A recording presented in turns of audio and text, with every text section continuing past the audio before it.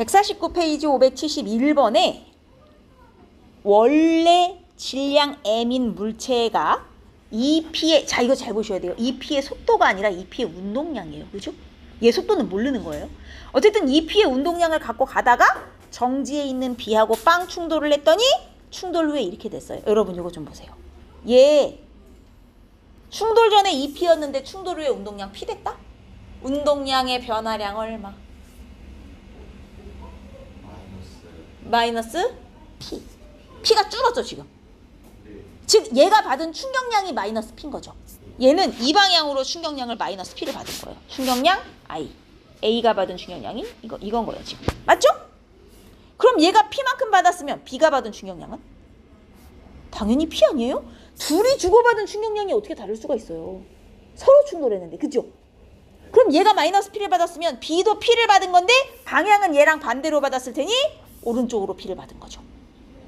지금 제가 오른쪽 방향을 플러스로 애초부터 잡고 시작한 거잖아요. 이해돼요? 안 돼요? 여기까지. 됐어요? 그럼 P의 충돌 후 운동량은 얼마예요? P래. B의 충돌 후 운동량은 P죠. 왜냐면 빵이었다가 P를 받았으니 P가 생겼겠죠. 얘 입장에선. 얘는 2P였다가 P가 줄었고 쟤는 P가 늘어야 되는데 원래 0이었으니까 나중 운동량이 P죠. 여기까지 됐어요? 그럼 얘네 둘의 충돌 후 운동량이 같네요? 그럼 충돌 후 속도도 같아요? 안 같죠. 왜? 질량이 다르니까. 운동량은 질량 곱하기 속도예요. 이게 같아도 이게 다르면 속도가 달라요. 그죠? 그러면 둘이 운동량은 같지만 질량이 1대2니까 속도의 비는 몇 대 몇이에요? 충돌 후 A와 B의 속도의 비는 2대1이죠. 이해했습니까? P가 같아도 M이 두 배면 속도는 절반인 것이죠. 여기까지 따라왔습니까? 그래서 충돌 후 속력은 A가 B의 2배 맞습니다. 운동량은 둘이 충돌 후에 같지만 질량이 다르니 속력은 질량의 반비례해서. 그 다음 그래프 아랫부분의 넓이는 P. 그래프 아랫부분이 뭔데? 충격량. 근데 얘네 충격량 얼마 주고받았어? P씩 주고받았잖아요. 그러니까 민넓이가 P죠. 맞아요. 민넓이가 충격량이니. 충돌 과정에서 A가 B로부터 받은 평균 힘의 크기. 자, 힘은 어떻게 구한다? I는 FT. 에서 지금 이거 구하라는 소리죠. F. I가 얼마야? 얘네 충격량 얼마 주고받았어? P 주고받았잖아요. 힘 몰라? 충돌 시간 있어요? 충돌 시간. T초. 따라서 얘네가 주고받은 힘의 크기는 T분의 P. 따라서 T것은 틀렸죠? T분의 2P 아니고 T분의 P. 됐어요?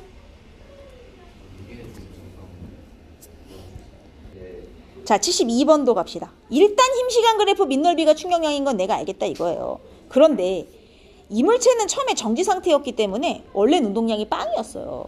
자, 0초부터 1초까지 충격량은 뭘로 구할 거예요?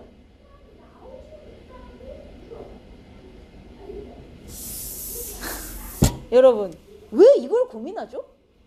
0초부터 1초까지 충격량 뭘로 구할 거예요? 민넓이로 구하면 되죠. 충격량 구하는 공식 제가 2개 알려드렸고 공식으로 안 구해도 그래프 있으면 그래프 민넓이로 세 가지의 방법으로 충격량을 구할 수 있는 거예요. 지금 힘시간 그래프가 있으니까 그래프 민넓이로 구하면 되죠. 1초 때까지 받은 것만 구하랬으니 1초 때까지 민넓이만 구하면 되죠. 10N/s. 그럼 이건 맞아요. 운동량의 크기는 2초가 1초의 3배라 그랬어요. 여러분, 얘 처음에 정지 상태로 시작했어요. 처음에 정지 상태로 시작해서 1초 때는 충격량 이만큼 받아요. 그러면 운동량이 딱 이만큼이 되는 거죠. 충격량은 나중 운동량 빼기 처음 운동량인데 얘들아, 얘네 어차피 처음에 정지 상태였으므로 이게 빵이잖아요. 그러면 지가 받은 충격량이 그냥 자기의 나중 운동량이에요. 그러면 1초 때는 요만큼 충격량을 받았으니까 운동량도 요만큼이 딱 된 거고 2초 때는 여기다가 이만큼을 추가로 더 받았죠. 맞아요? 그럼 2초 때 운동량은 총 얼마가 되는 거야? 1초 때 운동량은 이거 한 칸이 되는 거고요. 2초 때 운동량은 이거 3칸이 되는 거예요. 그럼 2초 때 운동량이 1초 때 운동량의 3배죠. 민넓이만큼 누적되는 거예요. 1초 때 운동량 이만큼 있었는데 1초부터 2초까지 네모칸 2개를 또 받았으므로 2초 때 운동량은 총 3칸이 되는 거라고요. 따라서 2초 때 운동량이 1초의 3배인 게 맞습니다. 계산 안 해봐도 그래프만 봐도 2초 때 민넓이가 1초 때의 3배잖아요.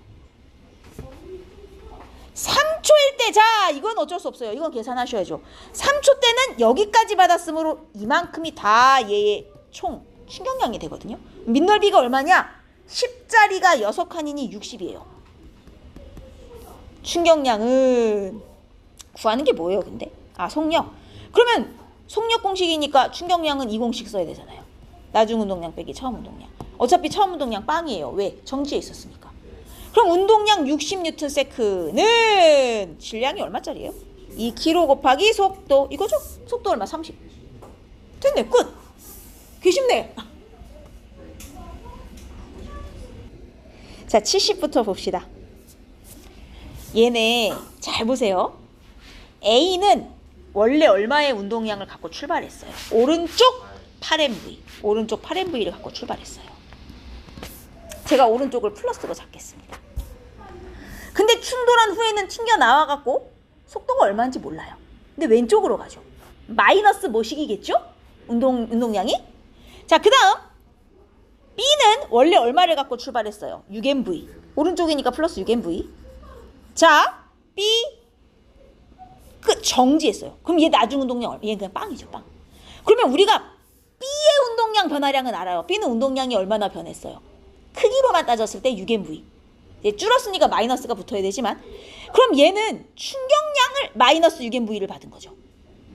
맞습니까? 방향이 마이너스인 이유는 얘가 플러스였는데 벽한테 어느 방향으로? 이 방향으로 받아서 지금 빵 된 거 아니겠어요? 얘가 받은 충격량 방향이 마이너스니까 마이너스 붙인 거예요. 이게 B가 받은 충격량이죠. 근데 B가 받은 충격량이 얼마요? 그래프의 밑넓이. 이게 A와 B 중에 누가 더 충격량을 많이 받았을지 한번 생각해 볼래요?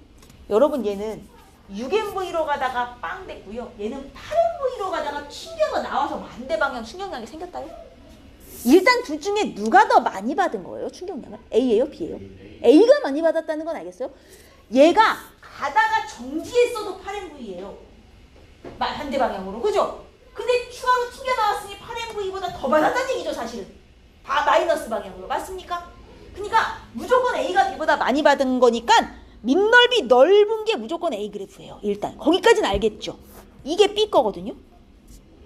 그럼 B가 받은 충격량이 ES. 이게 ES인 거죠. 부호로는 마이너스. 이거는 크기만 표현한 거니까. 이해했습니까? 그럼 얘가 ES가 6MV면 얘가 받은 3S는 몇 MV겠냐고요? 9MV겠죠. 상식적으로. ES가 6MV면 3S는 9MV. 얘는요, 이 방향으로 9MV를 받은 거예요. 그럼 8MV를 오른쪽으로 갖고 가다가 왼쪽으로 9MV 받았으면 나중 운동량이 얼마입니까? 튕겨져 나왔을 때 MV죠. 이해하였어요? 이게 플러스, 이게 마이너스. 충격량은 나중 운동량 몰라 빼기 처음 운동량 8MV 지금 이렇게 되는 거잖아요. 따라서 얘의 나중 운동량은 마이너스 MV가 되는 거죠. 이해하였나요? 따라서 A의 충돌 후 속도는 얼마예요, 여러분? A의 충돌 후 속도는? 아니, 질량이 4MV고 운동량이 MV가 됐으면 속도가 얼마입니까?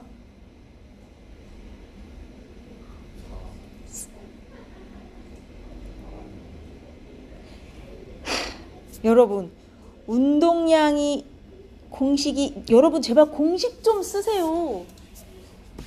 운동량이 MV고 질량이 4M이에요. 그럼 속도가 얼마예요? 4분의 V지. 한장하겠네 진짜. 이게 내가 V라고 써서 좀 헷갈리나 본데, 얘 V'이라 하면 V'은 4분의 V가 되는 거잖아요. 뭔 말인지 이해했어요?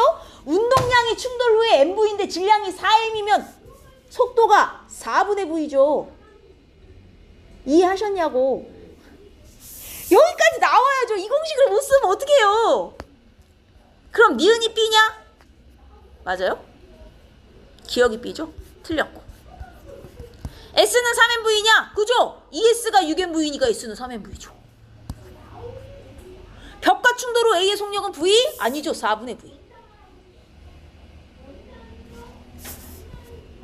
그 다음 573.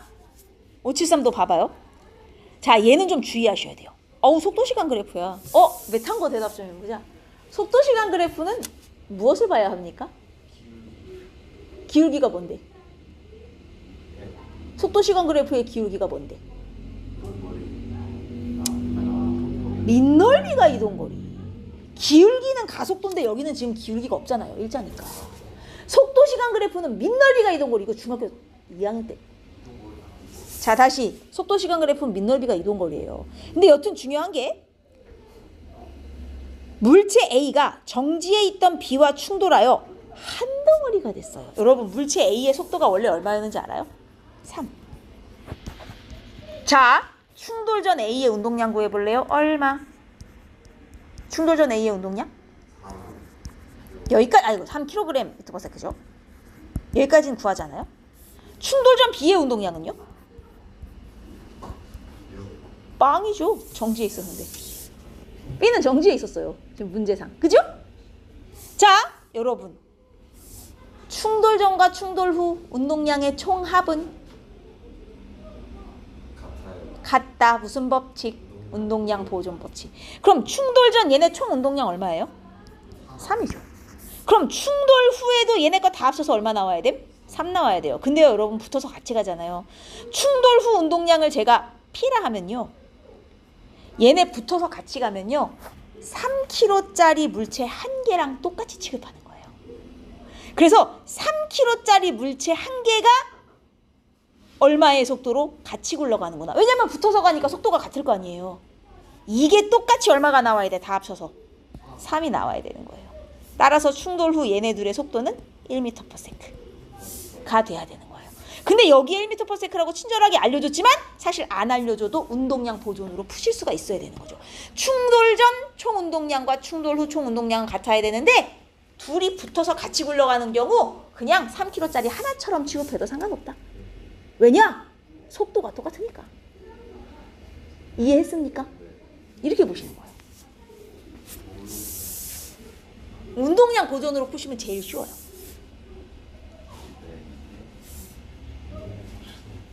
운동량 보존 법칙. 충돌 전과 충돌 후의 운동량은 늘 같다로 푸시면 제일 편해요.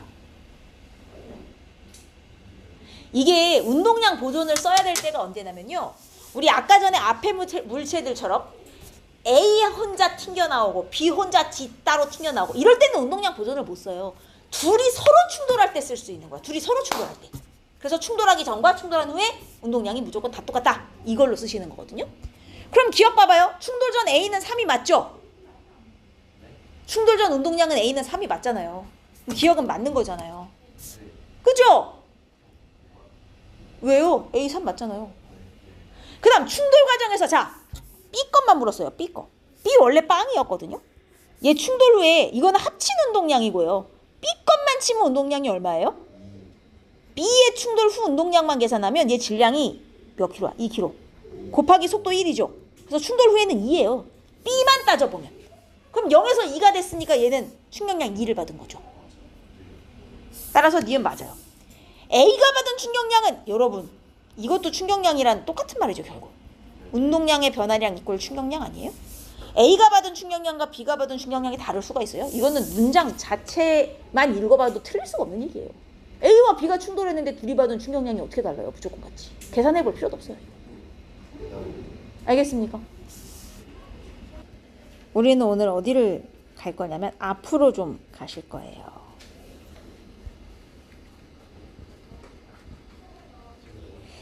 페이지로는 132인데 중력을 받는 물체의 운동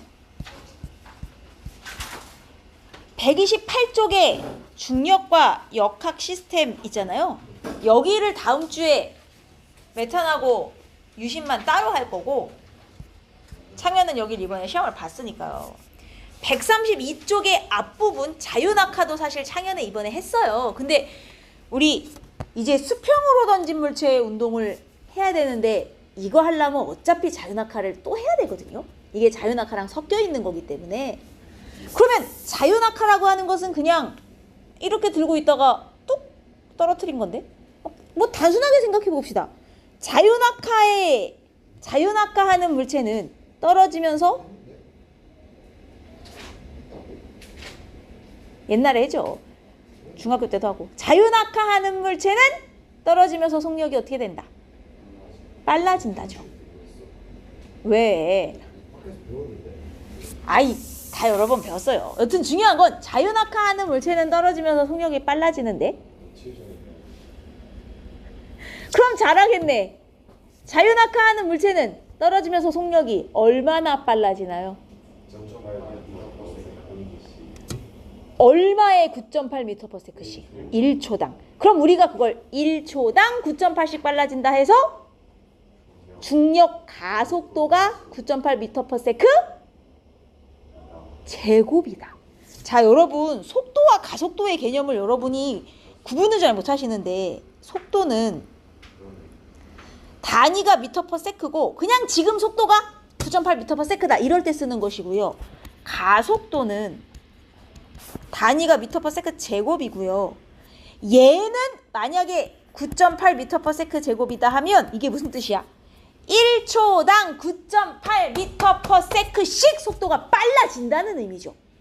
오케이? 속도와 가속도의 의미가 달라요, 여러분. 속도는 그냥 지금 빠르기가 얼마냐고, 가속도는 1초당 얼마씩 빨라지냐고. 알겠습니까? 단위도 달라요. 속도는 m/s, 가속도는 m/s 제곱. 그래서 어떤 물체의 가속도가 2m/s 제곱이다 하면 이게 무슨 뜻이에요? 1초당 2m/s씩 속도가 빨라지고 있다의 의미죠. 이해했습니까? 가속도가 2m/s 제곱이라는 게 지금 속도가 2로 간다는 소리가 아니죠. 2씩 빨라지고 있다는 소리예요. 차이 알죠? 자, 그런데 자유낙하하는 물체는 속도가 점점 빨라진단 말이에요. 1초당 9.8씩. 자, 그러면 여기에 자유낙하하는 물체가 하나 있어요. 0초 때는 속도가 당연히 빵이죠. 가만히 있으니까. 손을 딱 놨습니다. 자, 떨어질 거예요. 1초 떨어졌어요. 1초 때 속도가 얼마가 되는 거예요? 9.8m/.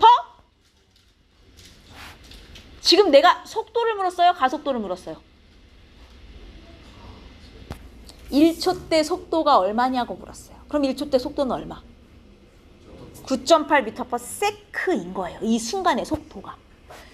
제곱은 어디에 붙어요? 가속도에 붙어요. 알겠죠? 자, 이 상태에서 또 1초 떨어져요. 2초 때가 됐어요. 속도 얼마예요? 그렇죠. 또 9.8 붙어서 19.6m/s가 되는 거죠. 9.8씩 빨라진다가 가속도인 거죠. 이때 가속도가 9.8m/s 제곱인 거예요. 얼마나 빨라졌나. 이때도 마찬가지고 1초당 똑같이 9.8씩 올라가고 있잖아요. 이해했어요? 자, 또 떨어져요. 또 1초 지났어요. 더 빨라져요. 이제 3초 때 되면 속도가 얼마가 되는 거예요? 어허! 3초 때 되면 속도가 얼마가 되는 겁니까? 29.4. 9.8m/s씩 1초당 빨라지는 거 아니겠어요? 여기까지 이해했어요? 바닥에 여기 도착했다고 합시다. 자, 근데 이건 수평으로 떨어뜨린 물체.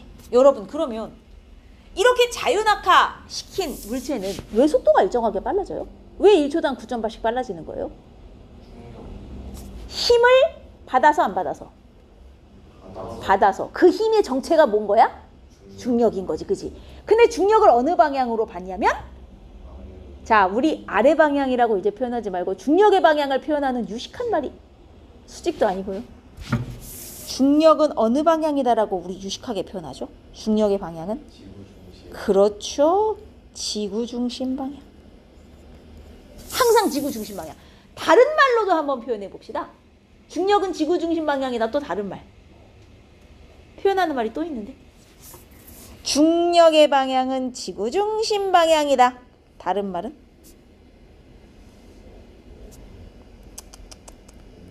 연직 방향이다. 이게 똑같은 말이구나. 여기까지 이해했습니까? 그럼 봐봐요. 자유낙하 하는 애는 아래쪽으로 떨어져요. 지금 이 방향으로. 근데 중력도 어느 쪽으로 받아요? 움직이는 방향이랑 같은 쪽으로 받죠. 아니, 이쪽으로 움직이는데 이쪽으로 더 땡기니 속력이 빨라질 수밖에 없죠. 운동하는 방향으로 땡기니까 빨라지죠. 당연한 거 아니에요? 이해했습니까? 그것도 일정한 중력으로 땡기니까 일정하게 9.8씩 빨라지는 거죠. 만약에 이 물체가 1kg짜리였다 쳐요. 자유낙하 시켰을 때. 내가 2kg짜리로 바꿔서 자유낙하 시키면 속도가 더 빨라진다. OX. x. 2km짜리로 바꿔서 떨어뜨려도 속도는 똑같죠. 1초당 9.8씩 해서 똑같이 떨어집니다. 자유낙하하는 애는 질량하고 전혀 관계없이 동일하게 떨어지죠. 지구에서는. 자, 그런데 내가 얘를 갖다가 자유낙하가 아니라 어떻게 할 거냐. 이번엔 옆으로 던질 거예요. 옆으로 수평으로 뿅, 수평으로 뿅 이렇게 던질 거란 말이죠. 자, 여러분. 내가 수평으로 이렇게 물체를 던지면 이 물체는 내 손을 떠나는 순간부터 무슨 힘을 받아서 날아가요? 내 손을 떠나는 순간부터 무슨 힘을 받아서 날아가는 거예요? 중력! 내 손을 떠났는데 지구에서 받는 힘이 중력 말고 뭐가 있어요? 선생님 공기저항도 있잖아요. 우리 공기저항은 다 무시하고 가는 거예요. 없다고 치고. 그러면 옆으로 던졌든 위로 던졌든 비스듬히 던졌든 지구상에서 던진 물체는 다 무슨 힘밖에 안 받고 가는 거야 사실. 다 중력밖에 안 받고 가는 거예요. 다만 자유낙하하는 애는 운동도 이쪽으로 하면서 중력도 똑같이 이 방향으로 받는다는 거고, 얘는 옆으로 던졌지만 일로 가면서 중력을 아래로 받는다. 힘의 방향과 운동 방향이 다를 뿐 받는 힘은 다 중력밖에 없어요. 지구상에서는. 공중에 떠가니까 마찰력이 있을 리 없고. 이해했습니까? 여기까지. 오케이. 자, 그러면 얘가 이 방향으로 날아가요. 근데 아래쪽에서 누가 자꾸 당겨요? 중력이 당겨요. 자, 그러면 우리 얘는 두 가지 방향으로 나눠서 봤었어요. 이쪽 방향의 속력은 수평 방향의 속력, 우리 이쪽 방향의 속력은 연직 방향의 속력, 이렇게 두 개로 나눠서 봤단 말이에요. 내가 지금 옆으로 던졌어요. 얘를 옆으로. 처음에는 옆으로 날아갑니다. 근데 아래로 누가 계속 당겨요? 중력이 계속 당겨요. 그래서 1초 후가 되면요. 진짜 1초 후가 되면 얘하고 속력이 어떻게 돼요? 똑같아져요. 1초니까 제가 여기다 그릴게요. 그러면 여러분 보세요. 이 공이 수평 방향으로는 무슨 힘을 받습니까? 수평 방향으로는 무슨 힘을 받아요? 내가 이렇게 던졌어요. 내 손을 떠났어요. 수평 방향으로. 이 방향이죠, 이 방향? 무슨 힘 받아요? 안 받죠. 내 손을 떠나서 이렇게 날아가는 물체가 이 방향으로 받는 힘이 어디 있어요? 지구상에서. 수평 방향으로는 힘을 안 받아요. 자, 거기 두 분, 메탄 두 분, 대답 좀 해봐요. 힘을 받지 않는 물체는 무슨 운동을 합니까? 우리 중학교 때 배웠는데. 등속 직선 운동. 그렇죠. 얘는 오른쪽 수평 방향으로는 등속 직선 운동을 해요. 왜? 힘을 안 받거든요. 근데 연직 방향으로는 무엇을 받아요? 중력을 받고 있죠. 자, 여기다가 쓰겠습니다. 얘는 연직 방향으로는 중력을 받고 있어요. 연직 방향으로는 중력을 받고 있어요. 그러면 연직 방향으로는 중력을 받으니까 속도가 점점 어떻게 되는 운동? 일정하게 빨라지는 누구처럼? 자유낙하처럼. 그래서 1초 후에 똑같이 연직 방향으로는 속력이 9.8이 돼요. 자, 그럼 얘는 이 순간 어디로 날아가요? 두 개의 속력을 합친 방향으로 날아가서 여기에 오게 된단 말이죠. 오케이? 자, 그 다음 순간 얘는 수평 방향으로 무슨 운동을 한다고요? 등속 직선. 힘을 안 받으니까. 근데 연직 방향으로는 뭐예요? 자유낙하. 이 색깔을 맞출걸. 연직 방향으로는 자유낙하. 얘랑 똑같아요. 그럼 연직 방향으로만 놓고 보면 얘는 2초 때 똑같이 19.6m/s가 돼요. 하지만 수평 방향의 속력도 있으니 결국 얘는 다음 순간 어디로 날아가요? 여기로 날아가요. 두 개를 합친 속력으로.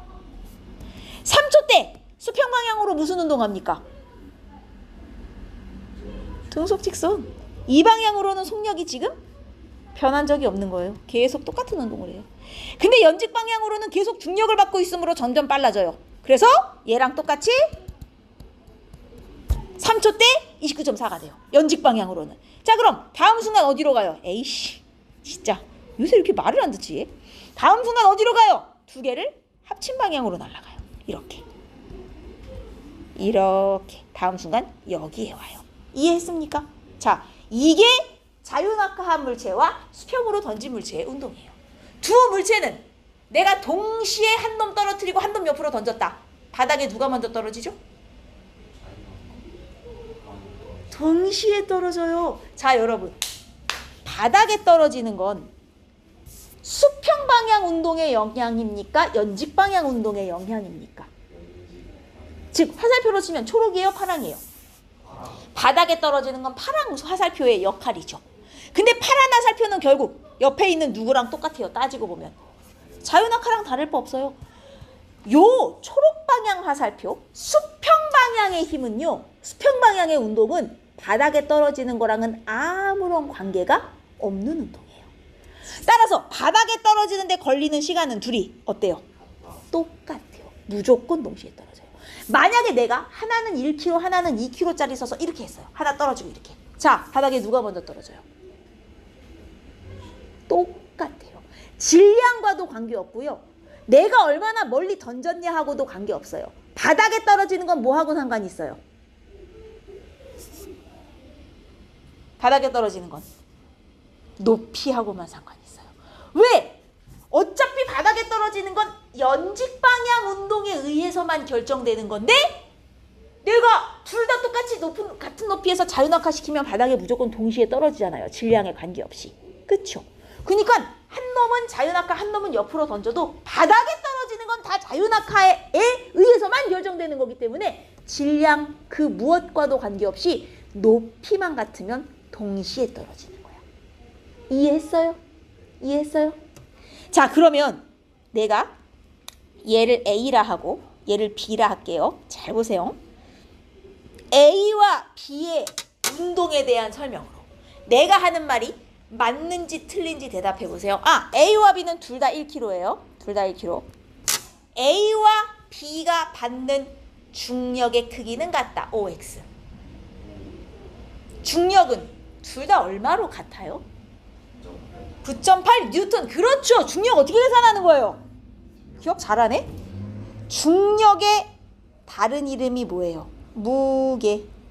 그리고 얘는 계산할 때 질량 곱하기 중력 가속도로 계산하죠. 근데 질량은 단위가 뭐예요? 킬로그램. 중력 가속도는 우리가 알고 있는 그 9.8 m/s. 근데 m/s 제곱. 중력 가속도를 기호로 쓰기도 해요. 왜냐하면 9.8이 사실 정확한 값은 아니죠. 근사값이에요. 약간 3.14처럼. 그래서 얘를 기호로 쓸 때는 어떤 기호로?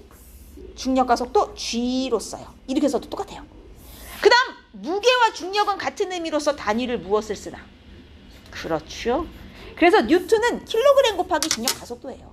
그러면 어차피 지구에 있는 모든 물체는 중력 가속도가 다 똑같아요.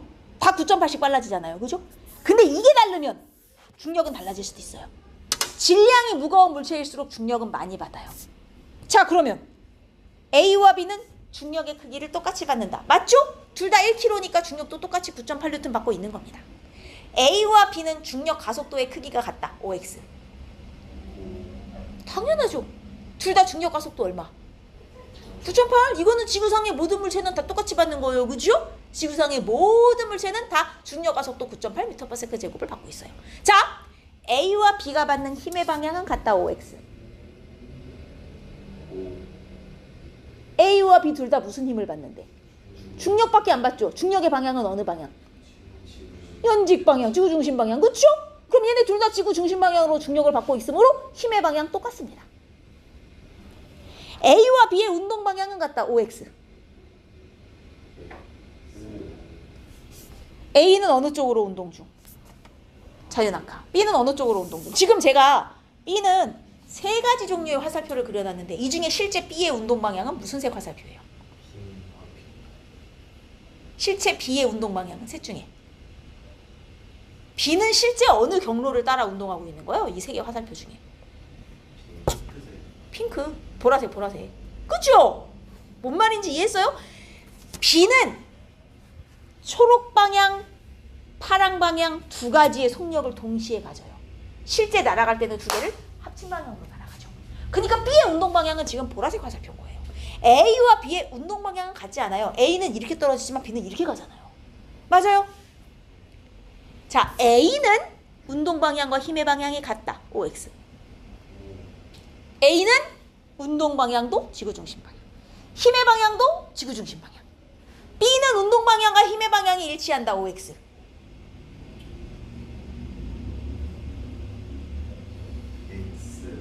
X. 자, B의 운동 방향 무슨 색 화살표?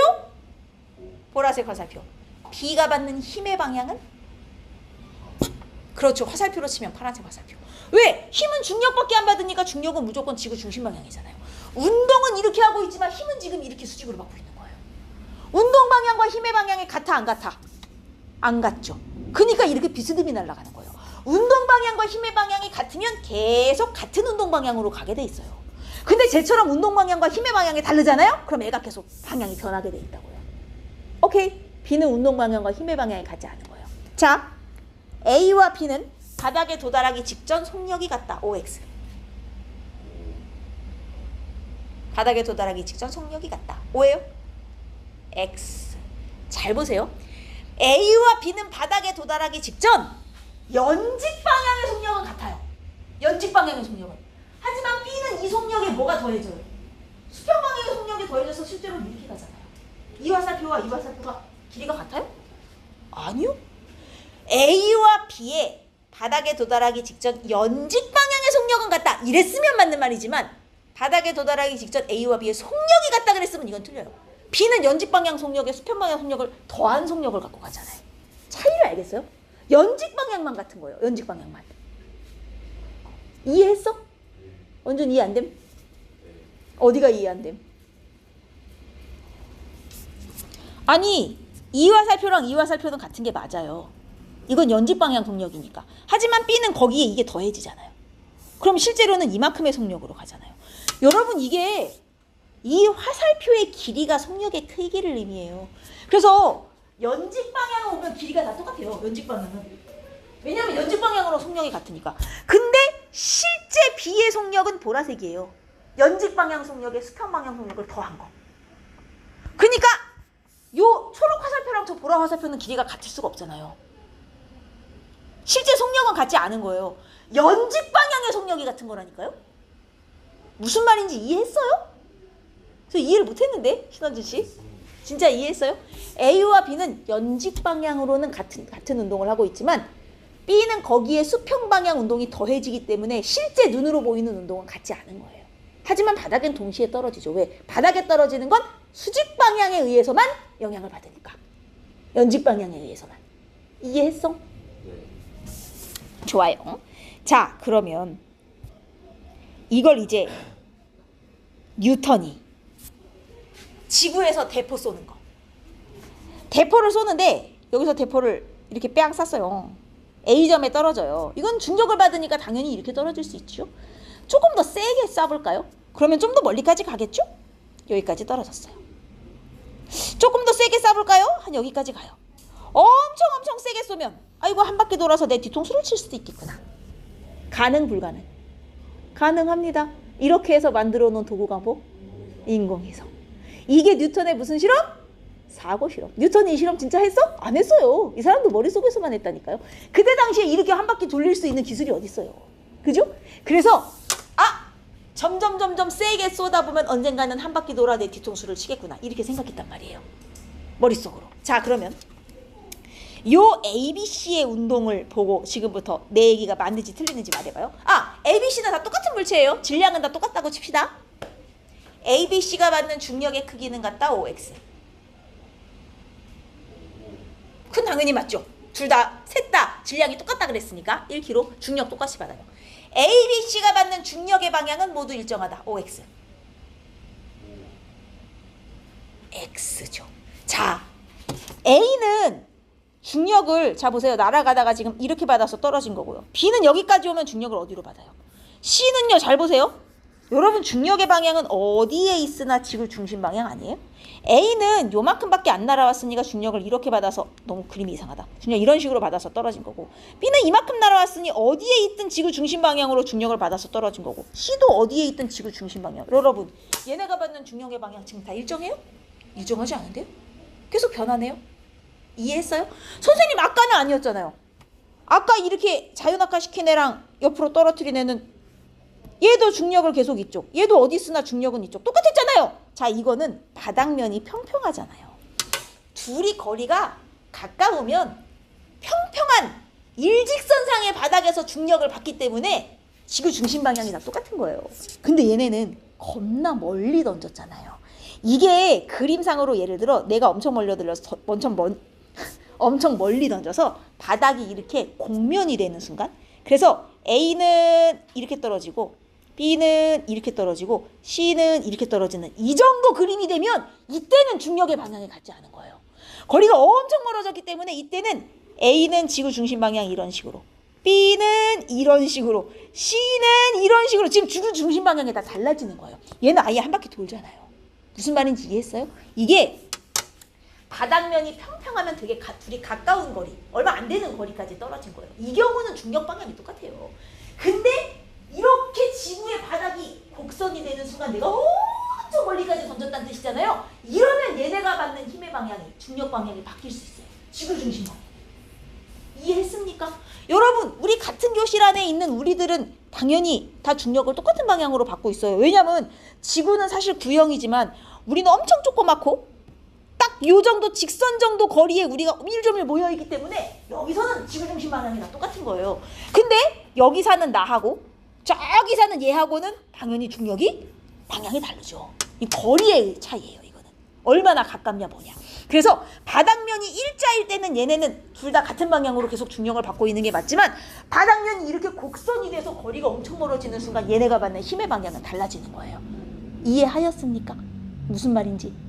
여러분, 사실 엄밀히 따지면 지구는 구형이니까 너랑 너네랑 너랑 이렇게 완전 구형이면 사실 지구 중심 방향이 달라야 되는 거 아니에요? 근데 다 똑같이 여기 바닥면 일자잖아요. 그게 왜 그래요? 지구는 엄청 크고 우리는 그거에 비해 너무나 가깝게 있기 때문에 일자 땅 위에 있는 거나 마찬가지 효과가 나는 거고, 우리가 엄청 멀어지면 이렇게 되기 때문에 중력 방향이 달라진다고 해요. 이거 구분하셔야 돼요, 여러분. 뭔 말인지 이해했어요? 그럼 봐요. 이게 어떻게 달라지냐면, 이 경우는 두 물체는 바닥에 동시에 떨어진다 하면 OX 맞아요, 틀려요? 이건 맞죠. 바닥에 동시에 떨어져요. 왜? 어차피 연직 방향으로는 똑같은 높이를 떨어지는 셈이니까. 근데 바닥을 이렇게 그려놓고 A는 이렇게 떨어졌고요, B는 이렇게 떨어졌어요. A와 B는 동시에 바닥에 도달한다. OX. 이건 아니에요. 왜냐면 애초에 연직 방향 높이 자체가 A와 B가 달라져 버려요. 오케이? 가까이 있을 때나 가능한 거예요. 가까이 있을 때나 바닥이 직선이 될 정도로 얘네들이 붙어 있는 경우나 그런 거고요. 저렇게 멀리까지 던지는 경우는 연직 방향 높이도 달라져 버리는 거예요. 이해했습니까? 얘네들 왜 중력 방향이 일정하지 않은지 알겠어요? 계속 지구 중심 방향으로 중력을 받는데 지구 중심 방향이 끊임없이 바뀌잖아요. 너무 멀리 던지니까 원운동을 하면서. 오케이? A, B, C의 중력 가속도의 크기는 같다. OX. A, B, C의 중력 가속도의 크기는 같다? 5입니다. 셋 다 중력 가속도 똑같이 얼마? 9.8m/s 제곱씩 똑같이 받는 거예요. 근데 A, B, C의 중력 가속도의 방향은 모두 같다. OX.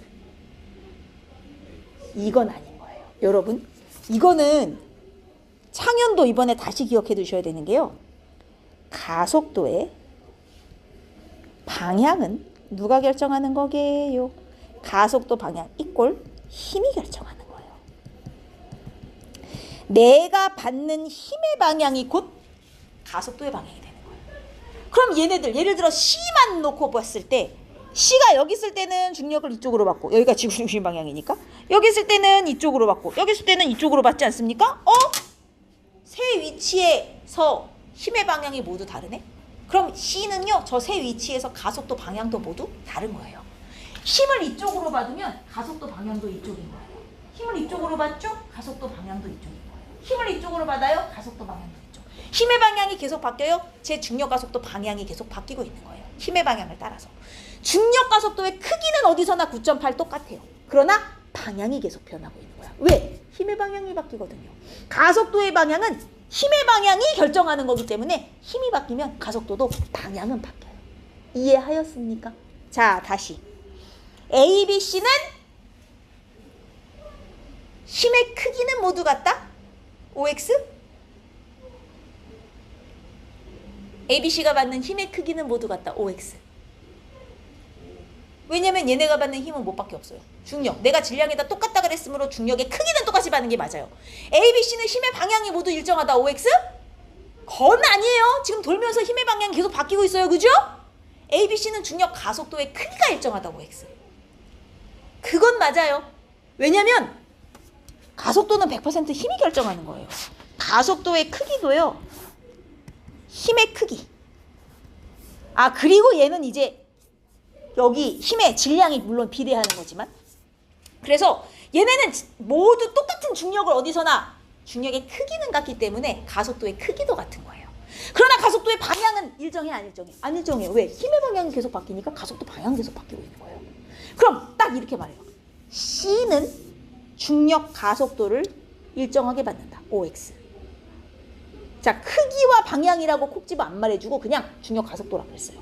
C의 중력 가속도는 일정하다. 맞아요, 틀려요? 맞아요, 틀려요? 틀린 거예요. 왜냐면 가속도에 크기와 방향이라는 말이 안 붙었죠? 그럼 크기 방향을 다 따지란 소리예요.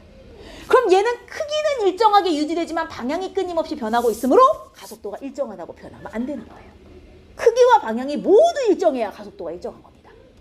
이해하셨습니까? 이거 구분하겠어요? 이게 뉴턴이 했던 생각이에요. 그 다음 요렇게 중력을 받아서 계속 원운동하는 게 달도 있고요. 인공위성도 있습니다. 자, 요런 식으로 생각을 하시면 돼요. 그래서 제가 가속도에 대해서 자세하게 안 배운 이제 메탄하고 여기 이미 가속도를 시험을 본 창현이 있어서 숙제를 수평으로 던진 물체의 운동부터만 내줄 거예요. 그리고 앞부분 숙제는 다음 주에 보충을 하고 내드릴 겁니다. 메탄 같은 경우는. 우리 523번 한번 보실래요? 523번.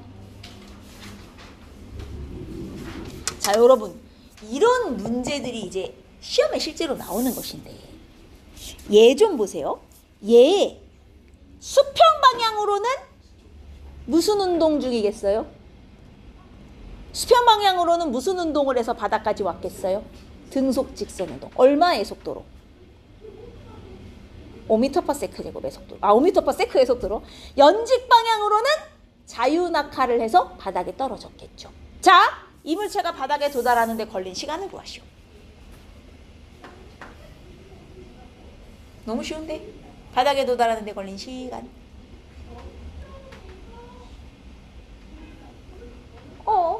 바닥에 도달하는 데 걸린 시간. 3초. 3초. 여러분, 속력은 시간분의 거리. 거리는 속력 곱하기 시간. 그럼 시간은 속력분의 거리. 얘 수평 방향으로만 따져보세요. 5m/s의 속력으로 수평 방향으로 15m 날아간 거잖아요. 수평은 수평끼리만 보시는 거예요. 속력도 수평으로 5m/s, 수평으로 이동한 거리 15m. 그러면 시간은 속력분의 거리. 3초 동안 날아갔구나. 여기까지 이해했습니까? 그러면 수평 방향으로 3초 날아갔으니 떨어지는데도 3초 걸렸겠네요. 자, 얘 자유낙하한 높이는 얼마일까요?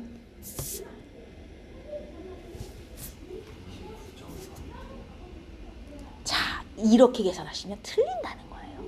여러분 지금부터 잘 보셔야 돼요. 수평 방향은 등속 직선입니다. 얘는요, 이걸 쓰셔도 돼요. 거속시. 그래서 속력 5m/s로 거리 15m를 갔으니 속력분의 거리에서 시간 3초 걸렸구나. 얘는 이게 돼요. 근데 연직 방향으로는 무슨 운동 중이죠? 연직 방향으로는? 에이씨. 연직 방향으로 무슨 운동 중이죠?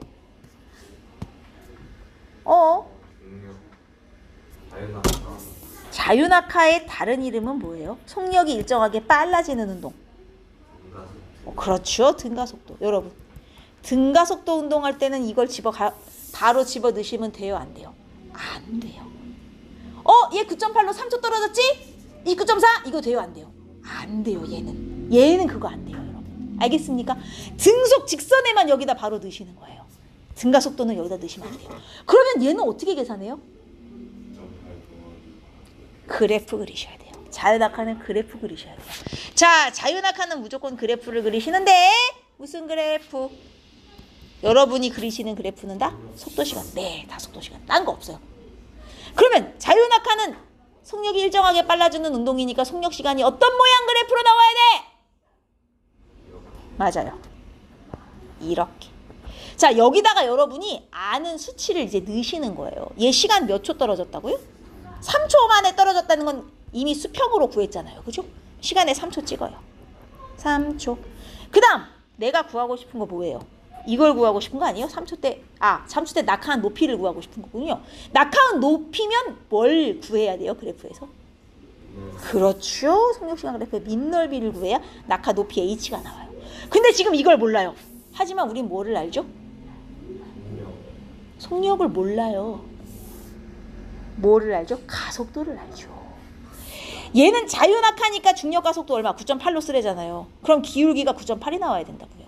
그럼 기울기가 9.8이 나오려면 여기 속력이 얼마여야 해요? 여기가 3, 여기가 얼마인지 모르지만 기울기가 9.8이 돼야 돼요. 그럼 얘의 3초 후 속력은 얼마? 3초 후 속력이 29.4인 거죠. 그래야 기울기가 9.8이 나오죠. 그죠? x 증가량분의 y 증가량. 이해했어요? 그래 놓고 밑넓이를 구하시는 거예요. 3 곱하기 29.4 곱하기 2분의 1까지. 왜? 삼각형이잖아요. 이해했습니까? 뭔 얘기인지. 자, 중요한 거. 수평 방향은 등속 직선 운동이기 때문에 거속시에 바로 때려 넣으셔도 돼요. 그러나 연직 방향은 등가속도이기 때문에 거속시에 바로 넣으시면 안 됩니다. 뭘 하시라고요? 그래프. 속력시간 그래프를 이렇게 오른쪽 위로 올라가는 걸 그린 다음 알고 있는 힌트를 그래프에다 적어요. 시간 알죠? 3초. 다른 건 모르지만 나 기울기를 알아. 중력 가속도가 9.8인데 속력 시간에서는 기울기가 가속도고 밑넓이가 이동거리니까 기울기가 9.8인 것이군. 3분의 얼마를 해야 9.8이지? 그럼 여기가 29.4겠구나. 밑넓이를 구해야 낙하 높이가 나오는구나. 여기까지 가셔야 됩니다. 알겠습니까? 거속시는 등가속도일 땐 바로 때려 넣으면 틀린다. 이거 조심하셔야 돼요. 오케이?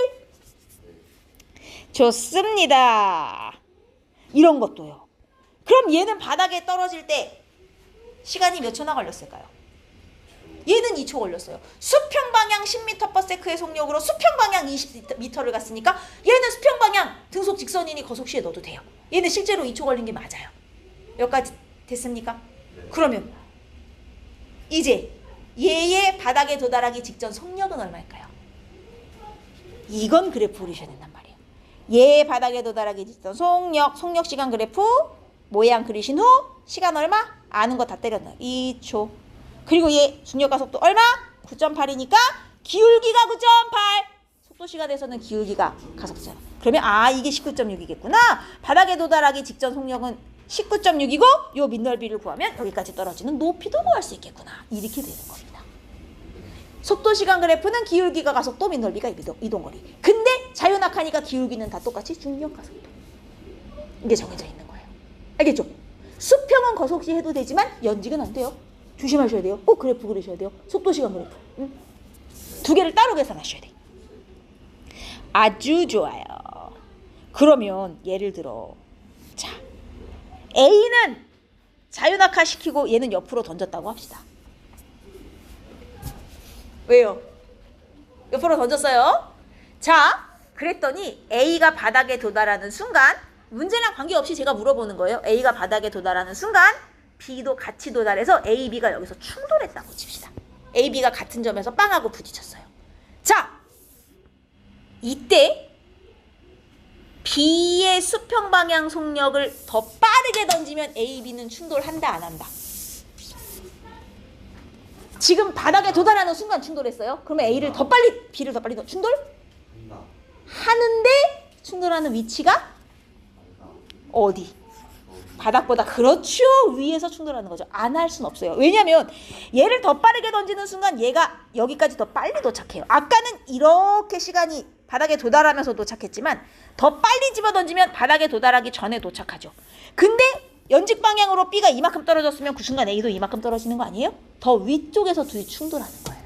무슨 말인지 이해했습니까? 어차피 연직으로는 똑같이 떨어졌을 테니까. 따라서 둘이 충돌을 안 할 수는 없는 거죠. B가 한 요 정도 떨어지지 않는 한 B가 여기까지 간다면 무조건 충돌은 하게 되는 거야. 다만 세게 던질수록 더 빠르게 더 위에서 충돌을 하는 거죠.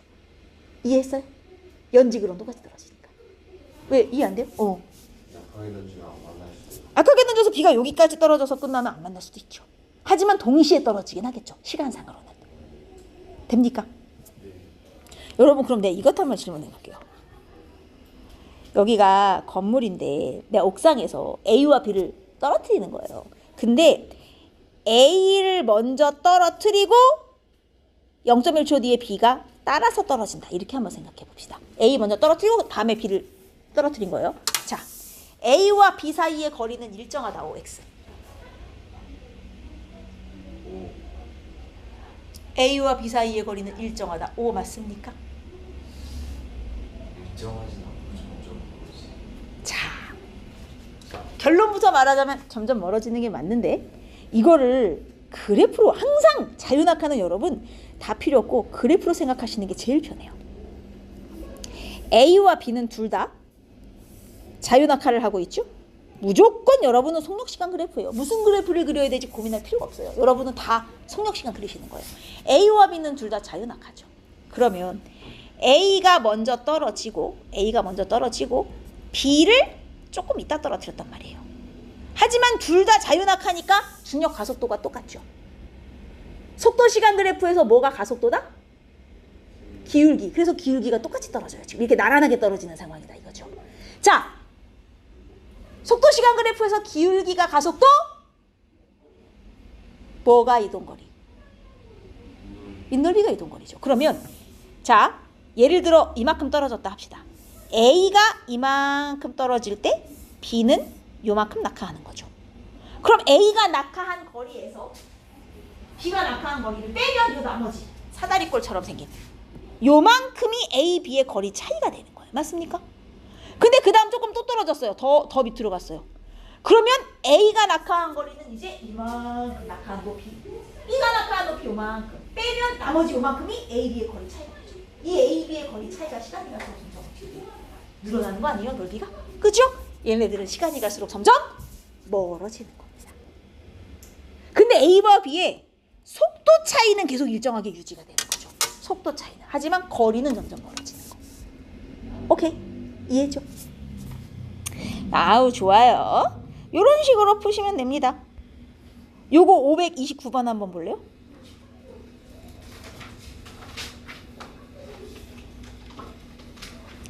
A 바닥에 도달할 때까지 걸린 시간. A 바닥에 도달할 때까지 걸린 시간 4초. 어떻게 알았어요? 수평 방향만 봐도 알죠. 5m/s의 속력으로 20m를 가서 떨어졌으니 4초 걸렸구나. B가 바닥에 떨어지는 데 걸린 시간 얼마? 높이를 똑같이 던졌으니 무조건 동시에 떨어졌겠구나. 얘도 4초 걸렸겠네요. 그러면 얘는 속력 얼마로 던져진 것일까요?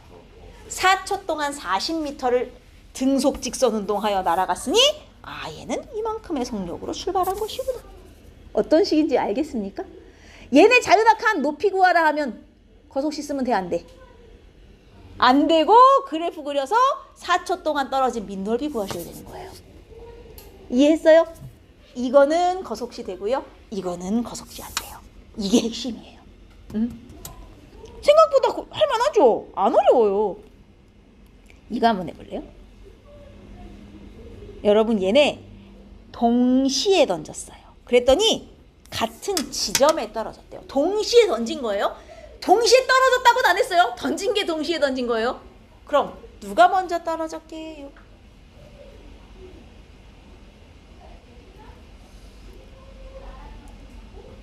자, 바닥에 떨어지는 건 100% 누가 결정한다? 이거야, 이거야. 얘가 결정하죠. 누가 먼저 떨어졌겠어요? B가 무조건 먼저 떨어져요. 높이가 낮잖아요. 높이가 같을 때 동시에 떨어지는 거고요. 높이가 다르면 동시에 떨어질 수가 없죠. 던지는 걸 동시에 던졌다 그랬으니 도착은 얘가 빨리 오는 거예요. 왜? 높이가 낮잖아요. 훨씬 빨리 도착한다고요. 자, A와 B 중에 얘의 수평 방향 속력을 VA, 얘를 VB라 하면 수평 방향 속력은 누가 더 빠르게 출발했을까요? 수평 방향으로는 B가 더 빨리 출발한 거 알겠어요? 바닥에 도달하는데 걸리는 시간이 훨씬 짧은데 수평 방향으로는 똑같은 거리를 날았잖아요. 그죠? 훨씬 빠르게 던진 거예요. 이해했습니까? 그러니까 짧은 시간 동안 같은 거리를 갔겠죠. 오케이? 어떤 식인지 알겠어요? 자, 그러면 이번엔 뒤집어 봅시다. A와 B를 수평면에 동시에 도달시키고 싶어요. 누구를 먼저 던져야겠습니까? 아니죠. 동시에 떨어뜨리고 싶으면 A를 먼저 던져야죠. 맞죠? 왜냐면 A가 바닥까지 가는데 더 오래 걸려요. 왜? 바닥까지 가는 건 이게 결정하는 거거든요. 얘가 가야 되는 높이가 더 머니까 떨어지는데 걸리는 시간도 길단 말이에요. 오케이? 수평 방향은 의미가 없어요. 바닥에 도달하는 건. 이게 결정하는 거예요. 그럼 얘가 더 기니까 얘가 더 빨리 떨어지고 얘는 천천히 떨어지니까 아니죠. 얘가 더 천천히 떨어지고 얘가 빨리 떨어지니까 동시에 도달시키고 싶으면 A를 먼저 던져놔야죠. 오케이? 이해하셨어요? 좋습니다. 요 정도는 한번 여러분이 해보실 수 있을 것 같긴 해요. 이거 535번인데 A가 던져진 시간부터 1초 걸려서 바닥에 도달하거든요. 1초.